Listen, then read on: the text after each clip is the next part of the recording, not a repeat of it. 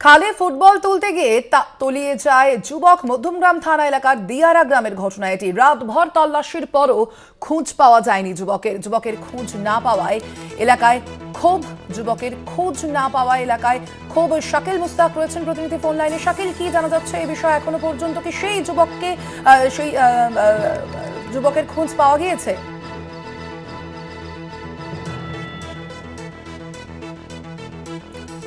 খালে ফুটবল তুলতে গিয়ে তলিয়ে যায় এক যুবক। মধ্যমগ্রাম থানা এলাকার দিয়ারা গ্রামের ঘটনা। রাতভর তল্লাশির পরও খোঁজ পাওয়া যায়নি বলে জানা যাচ্ছে। যদিও এখনো পর্যন্ত খোঁজ মিলেছে কিনা সেই যুবকের, আরো বিস্তারিত জানবো। ফোন লাইনে রয়েছেন প্রতিনিধি শাকিল। শাকিল, কি জানা যাচ্ছে এখনো পর্যন্ত সেই যুবকের খোঁজ কি মিলল? তবে একদমই মধ্যমগ্রাম এবং রাজারহাট থানা এলাকার দিয়ারা গ্রাম, সেখানে কিন্তু গতকাল বিকালে খেলার মাঠে ফুটবল খেলছিল একদল যুবক। খেলতে খেলতে কিন্তু ফুটবল খালে পড়ে যায়। সেই ফুটবল তুলতে গিয়ে কিন্তু পেয়ে যায় এক যুবক।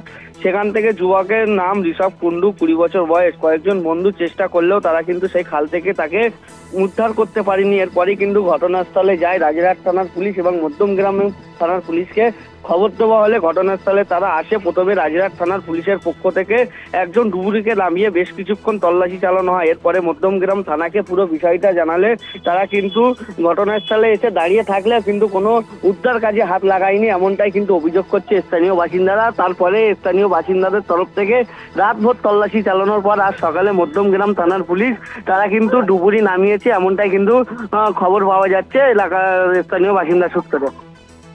কিভাবে এই ঘটনা ঘটলো ঠিক শাকিল, কি জানা যাচ্ছে স্থানীয় সূত্রে?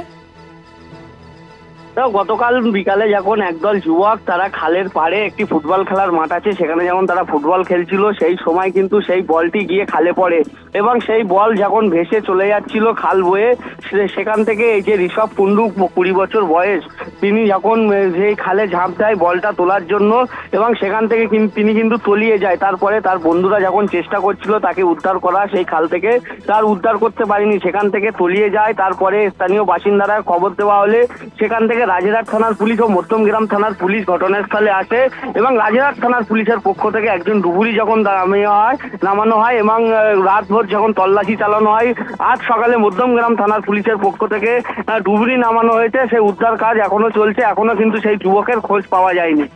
ধন্যবাদ তোমায়। আমরা কথা বলছিলাম, ফোন লাইনে ছিলেন প্রতিনিধি শাকিল মুস্তাক।